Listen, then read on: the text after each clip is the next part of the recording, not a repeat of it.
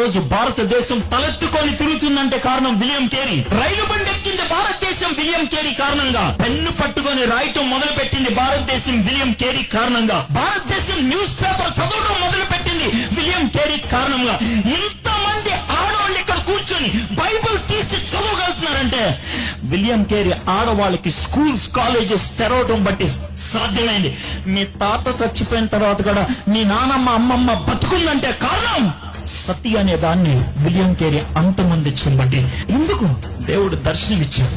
అంధకారంలో ఉన్నటువంటి భారతదేశాన్ని వెలుగులోకి నడిపించాలని. దేవునితో గడిపితే ఆయన ఒక దర్శనం ఇస్తాడు. మన ఈ బ్రాహ్మణులు సృష్టించినటువంటి శాస్త్రాలు ఏవైతే ఉన్నాయో, వేదాలు గాని, పురాణాలు గాని, ఉపనిషత్తులు గాని, అలాగే ధర్మశాస్త్రాలు గాని, ధర్మసూత్రాలు గాని, శ్రౌత సూత్రాలు గాని, రామాయణ మహాభారతాలు గాని, ఇట్లాంటివన్నీ కూడా మనిషికి ఏ విధంగా కూడా మానవ సమాజానికి ఉపయోగపడకపోగా సమాజానికి నష్టం కలిగించినవి. 4 రకాలుగా మనుషులను విభజించి చాలా భయంకరంగా సమాజాన్ని నాశనం చేసినని చెప్తున్నాడు.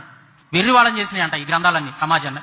అలాగే దగా చేసి దోచుకోవడానికి ఉపయోగపడ్డాయి బ్రాహ్మణులకి ఈ గ్రంథాలన్నీ కూడా. ధర్మశాస్త్రం అంతా అదే ఉంటది. ఎదుటివాడిని దోచుకోవడమే. నీకు సర్వ హక్కులు ఇచ్చాడు బ్రాహ్మణుడికి మనువు. ఇప్పుడు శూద్రుడు అనేటువంటి వాడి దగ్గర ధనం ఉంటే నువ్వు బలవంతంగా తీసుకోవచ్చు, నీకు ఎటువంటి శిక్ష లేదు, అది తప్పేం కాదు. ఎందుకంటే ఈ భూమి మీద ఉన్నటువంటి సృష్టి అంతా కూడా మరి నీకోసం సృష్టించబడింది, ఇదంతా నీదే. కాబట్టి ఈ శూద్రులు అనేటువంటి వాళ్ళు ఎవరైతే ఉన్నారో వాళ్ళు ధనవంతులు అవ్వడానికి వీల్లేదు. ఎందుకంటే వాళ్ళ దగ్గర ధనం ఉంటే నువ్వు చెప్పిన మాట వినరు, నీ కింద సేవ చేయరు, నీ కింద బానిసలుగా బ్రతకరు వాళ్ళు. కాబట్టి నీ పని నువ్వే చేసుకోవాల్సి వచ్చింది. కాబట్టి వాళ్ళు ధనవంతులుగా ఎప్పుడు ఉండకూడదు, వాళ్ళు ఎప్పుడు నీ దగ్గర బానిసలాగా పనిచేస్తూనే ఉండాలి. ధర్మశాస్త్రం యొక్క సారాంశం అంతా అదే.